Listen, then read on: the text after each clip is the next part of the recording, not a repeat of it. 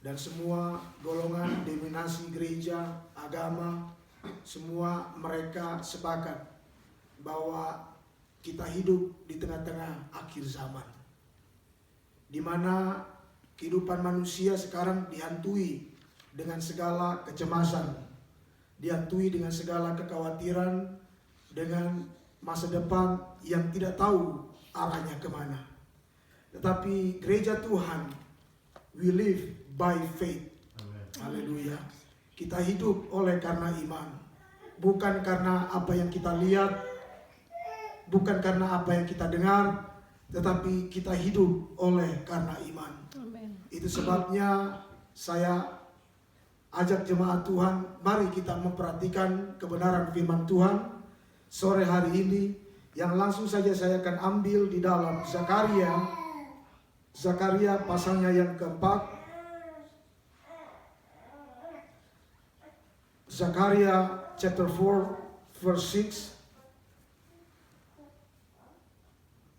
The Bible say, maka berbicaralah ia, katanya, inilah firman Tuhan kepada Zerubabel bunyinya, bukan dengan keperkasaan dan bukan dengan kekuatan, melainkan dengan rohku, firman Tuhan semesta alam. Amen. Saudara yang terkasih dalam nama Tuhan Yesus Kristus, sekali lagi saya katakan firman Tuhan berkata, bunyinya bukan dengan keperkasaan dan bukan dengan kekuatan, not by strength, tetapi dengan rohku, firman Tuhan semesta alam. Saudara yang terkasih dalam nama Tuhan Yesus Kristus, firman Allah di sini, di mana disampaikan oleh Nabi Zakaria, dia sampaikan directly itu di Zerubabel. Tetapi dalam pengertiannya adalah bahwa firman Tuhan ini juga sampai sekarang ini up to date untuk disampaikan kepada all the believer in Jesus Christ.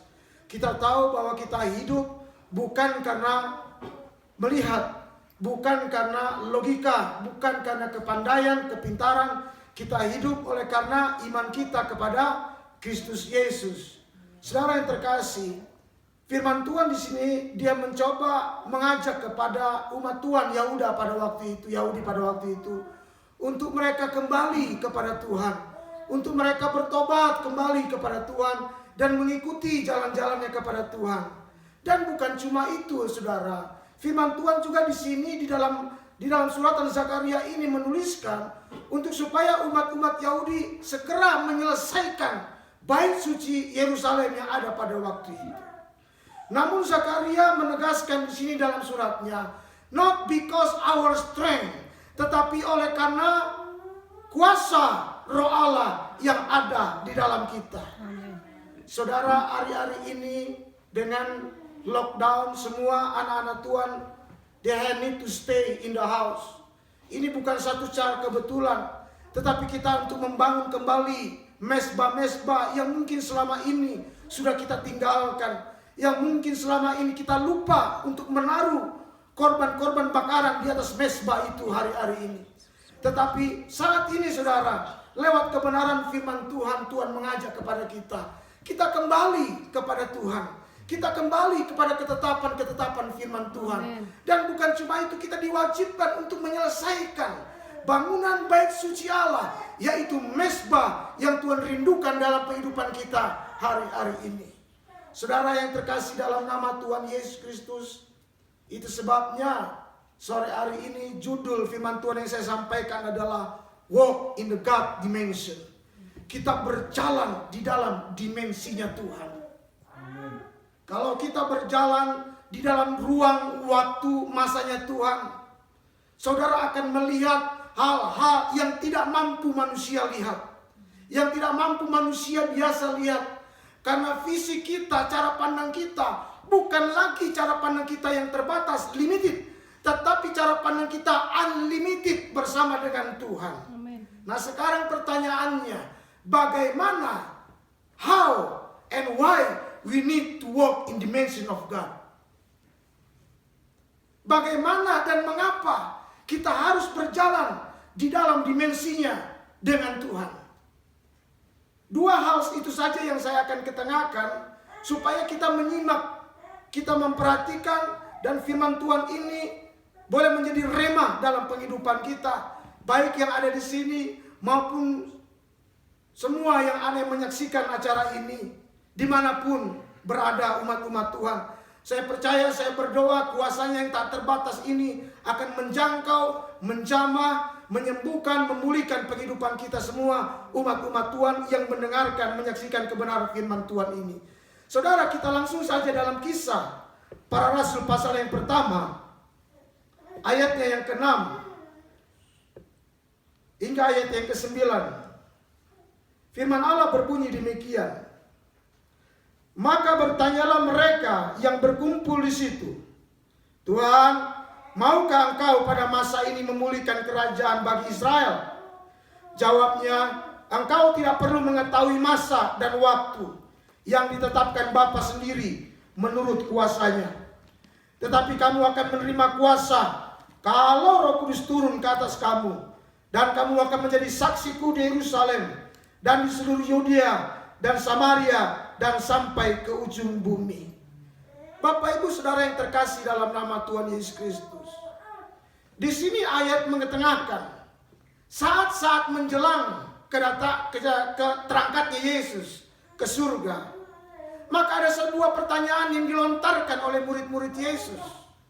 Mereka bertanya, mereka meminta kepada Yesus, Tuhan, kapan masa dan waktunya engkau akan memulihkan bangsa Israel saat-saat ini? Saudara yang terkasih dalam nama Tuhan Yesus Kristus, ini permintaan di antara murid-murid karena mereka melihat kondisi Israel tidaklah sama lagi seperti kondisi kejayaan pada waktu orang Israel dipimpin oleh Raja Daud pada waktu itu. Dan mereka mau kembali kepada kondisi pada waktu itu.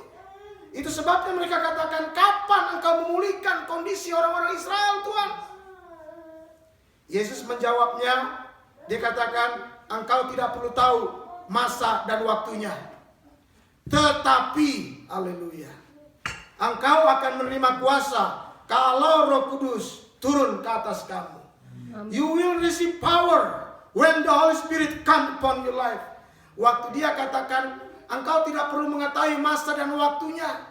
Dia berbicara karena waktu itu murid-murid belum hidup di dalam pimpinan kuasa Roh Allah.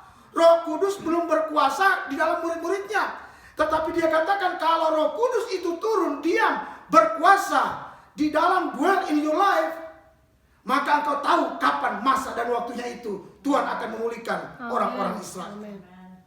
Jadi Tuhan Yesus katakan kepada murid-muridnya waktu dia bertanya, kamu tidak perlu mengetahui, karena dia berbicara menjawab itu dalam konteks murid-murid belum dikuasai oleh kuasa Roh Allah. Tetapi dia katakan, tetapi kalau Roh Kudus berkuasa memimpin dwell in your life, kamu akan tahu kapan masa dan waktunya Tuhan akan berkarya di dalam kehidupan orang-orang Israel.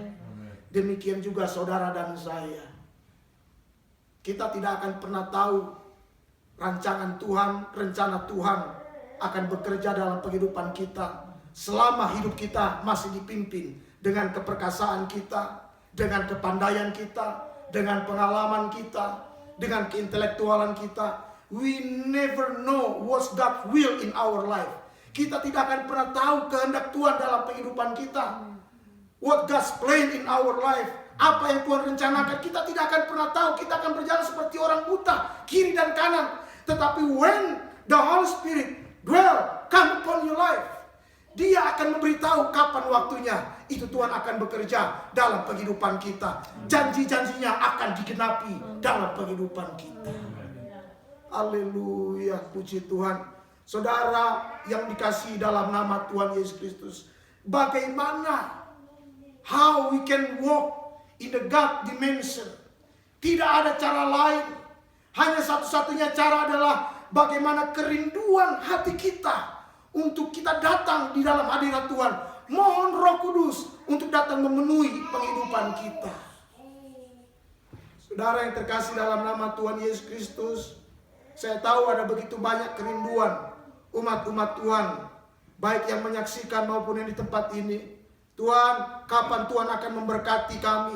Kapan Tuhan akan bukakan jalan? Kapan Tuhan akan mengenapi janji-janji kami? Kapan Tuhan akan berikan ini, berikan itu? Kapan Tuhan akan memulihkan, menyembuhkan, dan lain sebagainya? Saudara, Tuhan katakan engkau tidak perlu mengetahui masa dan waktu itu. Tetapi when the Holy Spirit come upon your life, ketika saudara punya hasrat untuk datang, merindukan roh Allah bekerja, ketika saudara hidup, saudara dipimpin oleh roh Allah, you will know apa yang Tuhan akan kerjakan dalam kehidupan saudara dan saya. Firman Tuhan katakan, kok bisa kita dapat mengetahui masa dan waktunya Tuhan bekerja dalam kehidupan kita? Saudara, firman Tuhan dalam 1 Corinthians 6 chapter 17, firman Allah berbunyi demikian. Tetapi siapa yang mengikatkan dirinya pada Tuhan menjadi satu roh dengan Dia. Tetapi siapa yang mengikatkan dirinya pada Tuhan menjadi satu roh dengan Dia. But he that is joined unto the Lord is one spirit. Kenapa kita anak-anak Tuhan yang hidup dipimpin oleh roh Allah, yang hidupnya selalu dikuasai oleh kuasa Roh Kudus, kita akan tahu kapan waktunya Tuhan akan bekerja dalam kehidupan kita. Kita akan tahu apa rencana-rencana Tuhan di dalam kehidupan kita. Oleh karena kita mengikatkan diri bersama dengan rohnya Tuhan. Kata bahasa Inggrisnya join di sana, saudara, dalam pengertian bahasa aslinya kalao, itu artinya to keep company. Haleluya. To keep company and to stick, tetap bersama, tetap selalu bersama-sama dengan roh Tuhan, maka kita akan menjadi satu spirit dengan Tuhan. Ketika kita menjadi satu spirit dengan Tuhan, apa yang roh Tuhan akan kerjakan dalam kehidupan kita, maka Dia akan beritahu kepada kita. Saya kasih contoh, saudara-saudara ingat Abraham, when the God's gonna destroy Sodom and Gomorrah, itu ketika malaikat itu datang berjumpa dengan Abraham, dia katakan, mereka bertiga sepakat, dia katakan, apa kita harus menyembunyikan the secret, apa yang kita lakukan pada Sodom Gomorrah kepada sahabat kita, yaitu Abraham. Allah tidak bisa menyembunyikan secretnya kepada orang yang takut kepada Tuhan, karena dia mengikat spiritnya, rohnya dengan Tuhan. Itu sebabnya anak-anak Tuhan yang selalu bergaul akrab dengan Tuhan, dia akan lihat masa-masa yang ada hari-hari ini bukanlah masa-masa kita bermain-main dengan dosa, bukan masa-masa kita mencari ini mencari itu, tetapi masa-masa kita harus menyelesaikan mezbah yang sempat sudah menjadi runtuhan hari-hari ini. Tetapi Tuhan merindukan hari-hari ini kita kembali membangun, mengikatkan diri roh kita dengan rohnya Tuhan. Saudara yang terkasih dalam nama Tuhan Yesus Kristus, ada firman Tuhan di dalam kitab Mazmur. Dia bilang begini, Tuhan bergaul karib dengan orang yang takut dengan Tuhan, dan perjanjiannya diberitahukan kepadanya. Ketika saudara takut akan Tuhan, saudara bergaul karib dengan rohnya Tuhan, ketika hidup kita berjalan dengan dimensinya Tuhan, maka Tuhan akan memberitahu all the secret with you. Segala apa yang Tuhan lakukan, baik dalam rumah tanggamu, anak-anakmu, dalam segala situasi, Dia akan beritahukan kepada kita apa yang akan terjadi. Sedikit kesaksian, sebelum beberapa waktu yang lalu, saudara, saya sempat sakit. Entah itu corona, entah itu apa. Tetapi waktu mulai akhir bulan April, minggu terakhir, saya ingat saya khotbah di sini. Setelah saya khotbah, saya pulang, badan saya agak sedikit gemetar. Saya pikir mungkin saya demam biasa, mungkin saya pusing biasa. Tetapi ternyata demam saya semakin menggila. Tiap 4 jam saya minum obat ibuprofen, selesai datang lagi demam, datang lagi demam. Saya punya muscle, saya punya sendi-sendi, semuanya seperti sakitnya luar biasa. Saudara tahu, itu malam sebelum itu kejadian, saya mimpi, saudara. Waktu saya mimpi, saya sedikit aneh. Saya cerita sama istri saya. Saya mimpi itu malam, rumah saya itu ditabrak oleh sebuah mobil orang Meksiko, Anda tahu orang apa. Tetapi mobil itu yang nabrak itu, dia cuma nabrak rumah yang di depan saya. Tahu rumah di depan saya itu ada rumah, ada pohon. Jadi dia hanya nabrak pohon di depan rumah saya. Saya pikir-pikir, apa ini Tuhan? Waktu saya sakit, saya agak sedikit khawatir. Karena kalau saya sakit menimpa anak-anak saya, waktu itu lagi desas-desusnya, lagi gempar-gemparnya itu corona. Jangan-jangan takut saya anak saya. Tapi saya ingat itu mimpi. Iblis berusaha untuk membunuh, berusaha untuk bagaimana dia. Tetapi Tuhan jaga, saudara. Tuhan kasih tahu, jangan worry. Do not be worry. Saudara, 1 minggu saya demam luar biasa. Setelah 1 minggu demam saya hilang. Saya coughing, dry coughing all the time. Saya harus mengisolasi diri di kamar anak saya. Saya tidak bisa jumpa dengan anak-anak saya, paling saya cuma lihat dari jauh saja. Luar biasa, selama 2 minggu itu penderitaan yang luar biasa. Saya tidak pernah berbicara kepada siapa-siapa. Istri saya juga, dia hanya melihat saja. Tetapi saya bergumul dengan Tuhan, ada apa ini Tuhan? Tetapi luar biasa Tuhan. Ketika kekhawatiran kita sudah mulai menghantui kehidupan kita, Dia kasih tahu, do not worry. Itu hanya iblis mencoba untuk menakut-nakuti kita. Itu iblis cuma berusaha untuk membuat kita supaya kita gagal dalam rencananya Tuhan. Saudara, orang yang takut kepada Tuhan, Tuhan berikan perjanjiannya kepada kita. Supaya kita tidak tenggelam hidup di dalam ketakutan. Kita tidak tenggelam hidup di dalam kecemasan. Kita tahu masa depan kita indah bersama dengan Tuhan. Saudara yang terkasih dalam nama Tuhan Yesus Kristus, itu sebabnya tetap stick bersama dengan Tuhan. Tetap keep company bersama dengan Roh Kudus. Maka kita akan melihat perjanjian-perjanjiannya. Dia akan beritahukan kepada kita. Itu sebabnya Tuhan katakan kepada murid-murid, waktu Yesus mau terangkat di surga, dia bilang sama 500 murid-murid, for 500 people, do not leave the Jerusalem. Jangan tinggalkan Yerusalem sampai engkau dipenuhi oleh kuasa Roh Kudus. Tetapi saudara, hanya berapa orang yang tinggal? Cuma 120 orang yang tinggal. Kebanyakan, hampir kurang lebih 75% dia tinggalkan Yerusalem. Entah mengapa, saya tidak tahu. Tetapi firman Tuhan katakan hanya 120 orang yang tetap stick, yang tetap company bersama dengan perintahnya Allah, supaya tinggal di Yerusalem. Jangan pergi kemana-mana. Artinya jangan kita tinggalkan firman Tuhan. Amen. Firman Tuhan itu sudah bilang jangan tinggalkan Yerusalem. Amen. Tapi kalau kita keluar dari kebenaran firman Tuhan, maka janji itu tidak akan tergenapi di dalam kehidupan kita. Amen. Dimanapun saudara pergi berada, tetaplah selalu tinggal di dalam janji-janjinya Tuhan. Amen. Tetaplah tinggal dalam kuasanya Roh Allah. Maka dia akan beritahukan bagaimana perjanjian-perjanjian yang manusia biasa tidak bisa lihat, kita bisa lihat, saudara. Yang orang dunia tidak mampu mencerna, kita bisa lihat. Saudara bisa bayangkan itu Daniel.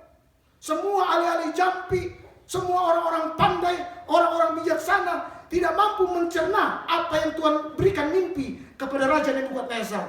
Tetapi Daniel yang penuh dengan Roh Allah, yang diurapi oleh Tuhan, dia punya visi, dia punya penglihatan yang manusia biasa tidak bisa lihat. Tetapi Daniel miliki. Oleh karena apa?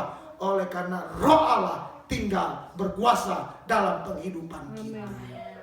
Sekarang pertanyaan selanjutnya, mengapa kita harus tinggal hidup di dalam dimensinya Tuhan? Kita tengok baik-baik di dalam 1 Samuel, puji Tuhan. Dalam 1 Samuel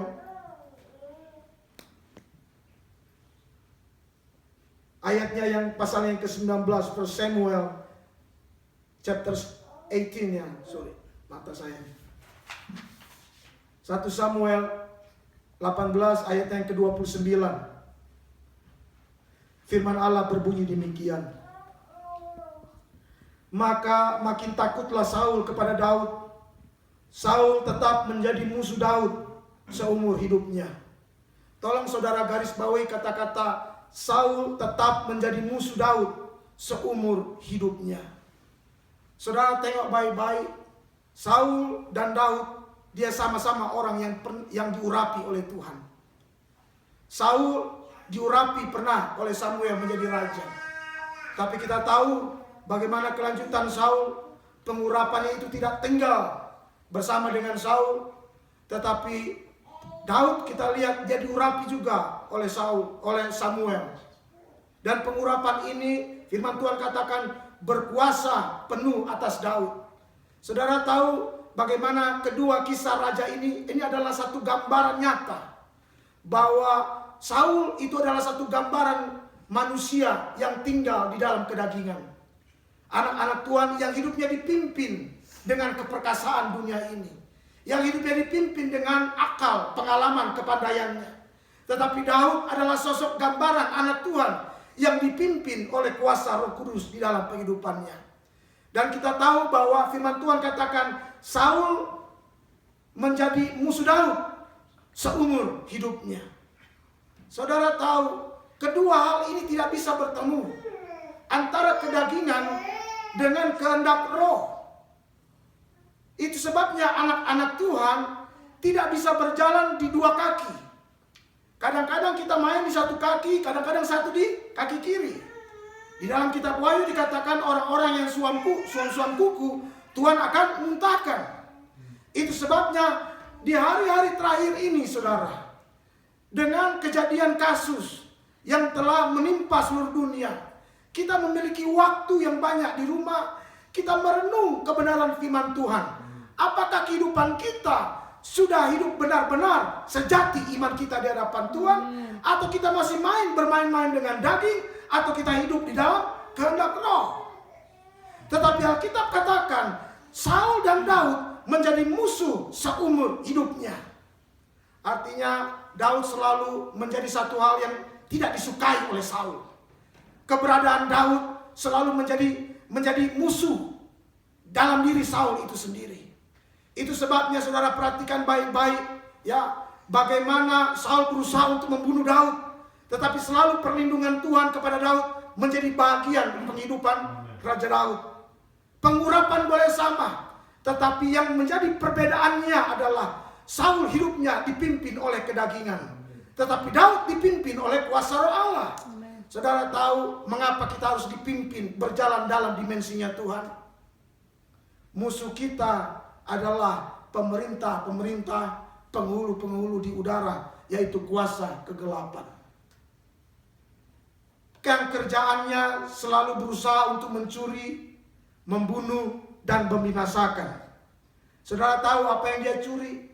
Dia curi benih firman Tuhan yang ada di dalam hati saudara. Bagaimana caranya dia curi? Dia berusaha curi perhatian, fokus saudara, supaya saudara punya fokus tidak ada lagi di dalam renungan-renungan firman Tuhan. Fokus saudara hanya kepada kerja, uang, materi, kekayaan, jabatan, dan sebagainya. Setelah dia curi, maka dia curi selanjutnya supaya kita tidak berakar. Firman yang kita dengar itu tidak berakar. Kita tidak bertumbuh di dalam iman kita kepada Tuhan. Dan setelah itu dia berikan segala keinginan-keinginan hati di dalam hati kita. Kita pengen itu, pengen ini, pengen ini. Lalu ketika tidak terjadi, timbul kekhawatiran, timbul kecemasan. Maka firman itu tidak bertumbuh dan tidak berbuah. Itulah yang iblis curi hari-hari ini di tengah umat-umat Tuhan. Tapi kita anak-anak Tuhan yang setiap kali kita dengar, kita renungkan firman Tuhan, kita berdoa, Tuhan singkapkan ini firman Tuhan dalam kehidupanku. Saudara akan berbuah lebat, berbuah-buah untuk hormat kemuliaan nama Tuhan. Amen. Saya kasih contoh saudara. Saudara ingat Yudas Iskariot, 3.5 years he being together with Jesus. Everywhere Jesus go, he always be there. Dia selalu ada di sana dengan Yesus. Dia dengar firman Tuhan yang disampaikan oleh Yesus. Tetapi iblis curi firman Tuhan yang ada di dalam diri Yudas Iskariot. Firman itu tidak bertumbuh. 3,5 tahun firman Tuhan itu disampaikan. Bukan cuma kepada Petrus, bukan cuma kepada Yakobus, tetapi Yudas Iskariot. Tapi ketika dia curi, dia mulai bunuh imannya, Yudas Iskariot. Makanya saudara ingat baik-baik, ketika direncanakan mau menjual Yesus dengan 3 keping perak, saudara, berapa keping perak itu? Dia langsung jual itu Yesus. Saudara, hati-hati hari-hari ini. Perhatian kita bukan lagi fokus kepada firman Tuhan, tapi perhatian kita kepada apa yang ada di dalam dunia ini. Itu sebabnya Alkitab katakan, pikirkanlah perkara-perkara yang di atas, jangan perkara-perkara yang di bawah. Kita masih hidup tinggal di atas muka bumi ini, kita masih bekerja, lakukan saudara punya pekerjaan. Tetapi perhatian kita, fokus kita bukan pada apa yang ada di dalam dunia ini, Tetapi surga yang kekal akan menanti penghidupan kita untuk supaya kita tinggal selama-lamanya bersama dengan Tuhan kita Yesus Kristus. Saudara yang terkasih, itu sebabnya dalam 2 Petrus 3 ayat ke-17 dikatakan, waspadalah supaya jangan kita terseret dengan orang-orang yang tidak mengenal hukum. Hari-hari ini, saudara, mengapa kita harus tetap tinggal di dalam ruang waktu dimensinya Tuhan? Kita berjalan dengan kuasa Roh Allah dalam kehidupan kita, supaya kita tidak terseret dengan orang-orang yang di luar sana yang tidak mengenal hukum. Mereka serampangan, mereka punya hidup. Mereka terjebak dengan segala keinginan-keinginan daging mereka. Tapi kita anak-anak Tuhan, saudara tahu Daud, sekalipun dia sudah diurapi oleh Tuhan, tidak langsung dia menjadi seorang raja. Tetapi ada waktu-waktunya bagaimana Tuhan memproses Daud. Tetapi Daud pengurapan itu berkuasa. Ketika kita dikuasai oleh Roh Tuhan, kita tahu kapan waktunya janji Tuhan itu akan digenapi dalam kehidupan kita. Makanya anak-anak Tuhan tidak pernah takut, tidak pernah khawatir. Mau bagaimana punya model kiri kanan, bagaimana situasi hari-hari ini terjadi, kita tahu pasti pertolongan Tuhan akan dinyatakan dalam kehidupan kita. Amen. Mungkin orang dunia berkata, kasihannya, oh kasihannya, oh kasihannya. Bagi mereka kasihan. Tapi lihat itu Daud, sementara orang-orang Israel ketakutan, Saul ketakutan oleh karena Goliat yang ada di hadapannya. Tapi Daud dengan hati yang dikuasai oleh Roh Kudus, dengan yang hati bagaimana dia hidup di dalam dimensinya Tuhan, masa waktu kemenangan sudah tiba dalam kehidupan Daud. Itu sebabnya tanpa tendeng aling dia datang menghadapi itu monster yang namanya ketakutan, yaitu Goliat. Dia mampu mengalahkan monster Goliat itu. Sekarang saya mau tanya, apa yang ada di hadapan saudara? Ketakutan-ketakutan apa? Ketakutan masa depan saudara? Ketakutan penyakit yang mungkin menimpa saudara? Apalagi sekarang corona, COVID-19 merajalela, saudara takut tertular ini, takut tertular itu. Ya, ketakutan saudara mungkin finansial saudara, pekerjaan saudara, legalitas saudara. Saya mau kasih tahu itu adalah sebuah monster. Tetapi kalau saudara hidup, saudara berjalan di dalam dimensinya Tuhan, saudara berjalan di dalam kuasanya Tuhan, engkau tidak perlu mengetahui kapan masanya, waktunya itu akan tiba. Tetapi kuasa Roh Allah akan turun ke atas kamu, dan kamu akan menerima kuasa itu, yaitu kuasa yang mampu mendobrak hal-hal yang tidak mungkin. Tuhan buat itu mungkin dalam kehidupan kita. Kita berjalan di dalam kemustahilannya bersama dengan Tuhan. Tidak ada yang perkara yang tidak mungkin dengan Tuhan. Orang-orang sekarang di luar sana begitu banyak putus asa. Oh bagaimana ini, bagaimana itu, bagaimana saya harus hadapi. Tapi anak-anak Tuhan yang selalu berjalan di dalam dimensinya Tuhan, kita tahu Tuhan akan terus berkarya di dalam kehidupan kita. Ada ayat di dalam Galatia 2. Galatia dikatakan, dia bilang begini. If we live in the Spirit, let us also walk in the Spirit. Jika kita hidup oleh Roh, baiklah hidup kita mau dipimpin oleh Roh. Amen. Artinya kehendak kita, kehendak kedagingan kita, kehendak bebas kita, hidup kita mau taklukkan di bawah kehendak Roh. Amen. Ketika hidup kita taklukkan di bawah kehendak Roh, maka kita adalah milik Kristus. Ketika kita menjadi milik Kristus, Alkitab katakan dalam Galatia 3 ayat yang ke-29, dia katakan kita berhak menerima janji-janji Allah. Amen. Saudara berhak ketika kita tinggal hidup dikuasai oleh Roh Kudus. Amen. Saudara, saya ajak jemaat Tuhan di tempat ini maupun yang ada di luar sana yang sementara menyaksikan mungkin.